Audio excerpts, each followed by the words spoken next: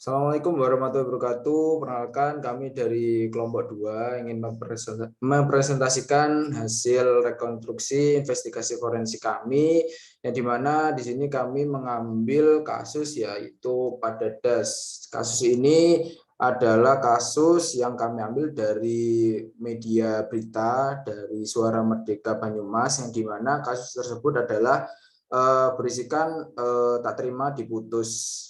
Pria ini sebar foto vulgar mantan pacar di media sosial. Sebelum masuk ke latar belakang pengambilan kasus ini, saya ingin memperkenalkan diri terlebih dahulu. Di sini nama saya Fiesta Putra Reva Algifar, NIM 192410102016, dan teman saya Muhammad Mutadin Nurul Haq, NIM 192410102031. Saya Ijaz Darul Haq, NIM 1924-1010-2033. Saya Fawas Abdurrahman, NIM 1924-1010-2030. Saya Wisnu Fajar Haikal Akbar, NIM 1924-1010-2057.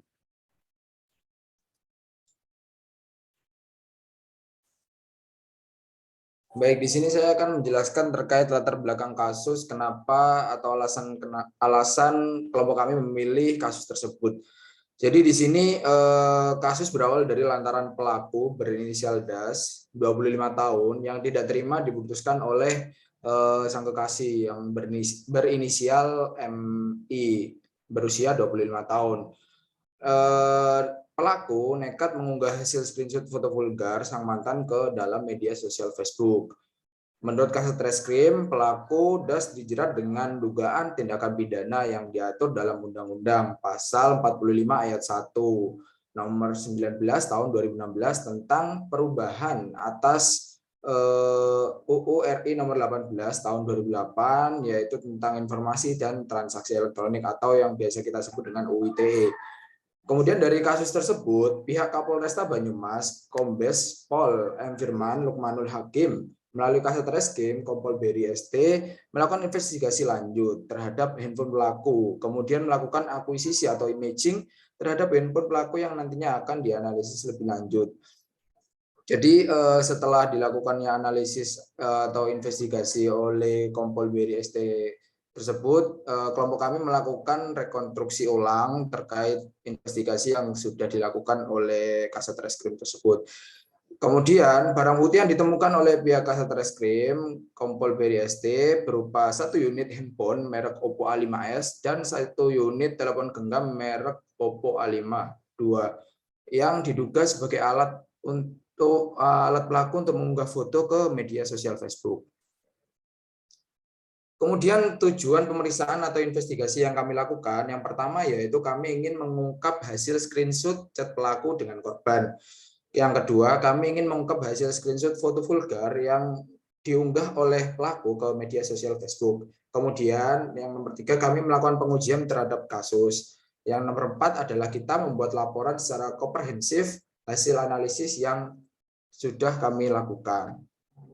Kemudian prosedur pemeriksaannya, yang pertama yaitu kita melakukan proses penerimaan barang bukti. Di sini barang bukti yang kami analisis adalah barang bukti dummy atau barang bukti yang kami buat untuk kami lakukan rekonstruksi, sehingga barang bukti tersebut kami buat untuk semirip mungkin dengan kondisi atau kasus yang sedang kami periksa seperti itu. Kemudian yang kedua adalah proses eksaminasi. Proses eksaminasi di sini yaitu proses atau prosedur dalam proses menganalisis barang bukti. Beberapa prosedur yang dilakukan adalah yang pertama, menyalin semua file yang ada di microSD yang tadi ada di slide ini, yaitu ada microSD dan handphone. Di sini menyalin semua file yang ada di microSD dan disimpan ke hard disk komputer yang akan digunakan untuk menganalisis barang buktinya. Kemudian kita menyiapkan tools atau software berupa software FTK Imager yang akan digunakan dalam proses analisis file barang bukti yang didapatkan. Kemudian yang ketiga, kita memeriksa dan menganalisa smartphone yang didapat guna melakukan pengecekan mendalam. Kemudian yang terakhir yaitu kita memeriksa dan menganalisa file yang ada di microSD tersebut, dan kemudian kita memulai proses dokumentasi semua hal-hal yang ditemukan dalam proses analisisnya. Baik, Untuk slide selanjutnya akan dijelaskan oleh teman saya. Baik, hasil yang berikutnya adalah hasil pemeriksaan dan pembanding yang sudah kami lakukan menggunakan FTK Imager. Nah, ini yang pertama kita melakukan hasil pemeriksaan microSD. Yang pertama, persiapan akuisisi atau cloning barang bukti data-data microSD menggunakan tools FTK Imager. Ini gambarnya sebagai berikutnya. Ini tampilan pertama dari FTK Imager. Oke, next. Dan selanjutnya kita buat disk image ya untuk cloning semua data yang ada di barang bukti dengan create disk image. Di gambarnya sebagai berikut. Oke, next. Nah, untuk create disk image-nya kita akan memilih targetnya adalah microSD, maka kita akan memilihnya physical drive ya untuk microSD. Ini gambarnya sebagai berikut. Oke, next. Nah, setelah memilih targetnya, kita untuk mulai membuat image untuk cloning dengan settingan sebagai berikut ya, settingan utamanya sebagai berikut. Oke, next. Nah, untuk create this image, kami memilih jenis image untuk digunakan untuk cloning ya. Di sini kami memilih tipe image-nya E01 karena tipe image jenis ini sangat umum untuk digunakan cloning dalam digital forensik ya. Selain itu juga dapat dikombinasikan dengan keamanan enkripsi khusus ya, sehingga tidak sembarang orang bisa mengambil datanya secara ilegal gitu. Oke, next.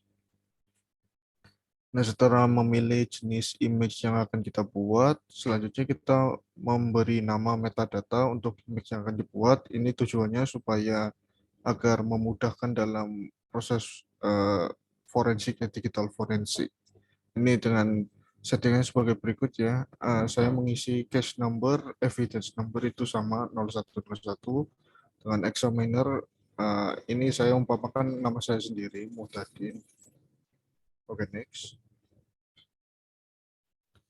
Nah, setelah mengisi metadata, kita memilih destinasi untuk menyimpan image tersebut yang akan kita buat. Di sini saya memilih destinasinya di drive D ya, dengan folder di default, dengan nama image-nya adalah cloning data. Oke, next. Nah, setelah semua proses yang dilakukan, tunggu sampai hasil akuisisi atau cloningnya selesai ya. Ini sebagai gambar berikut. Ini adalah proses mengcloning dari semua data yang ada di microSD. Dan setelah sudah selesai, maka akan gambar sebelah kanan ini akan muncul sebagai berikut dengan metadatanya sebagai berikut. Oke, next. Dan selanjutnya akan dijelaskan oleh teman saya.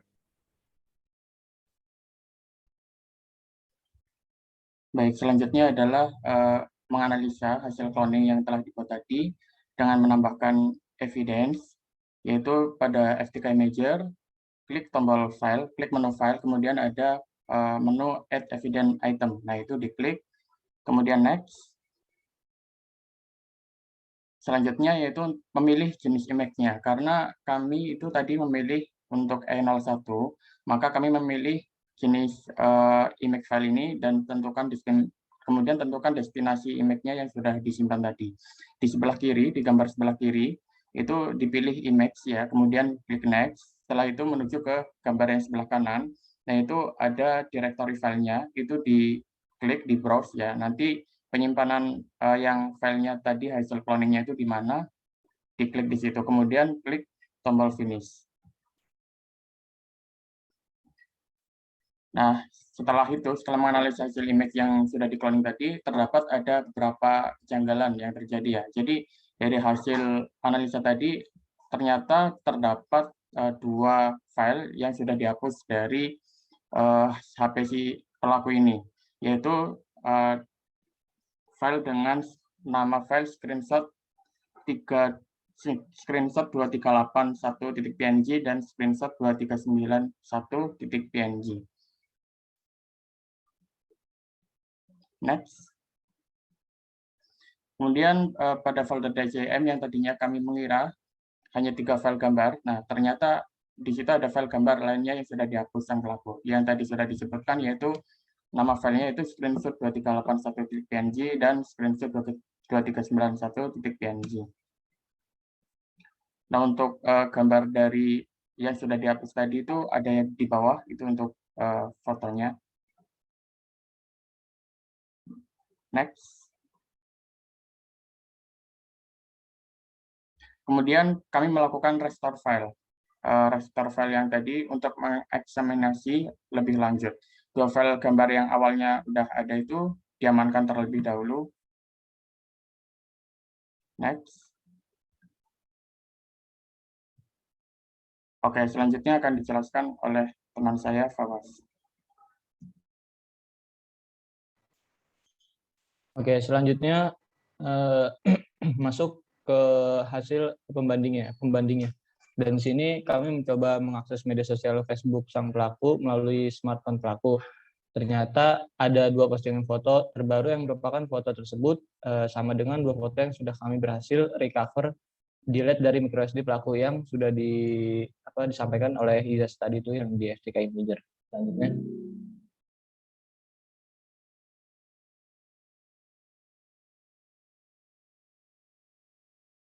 Selanjutnya dua postingan foto yang serupa dengan file gambar yang sudah kami recover dengan FTK Imager, yaitu ini foto yang tampil 2 ini.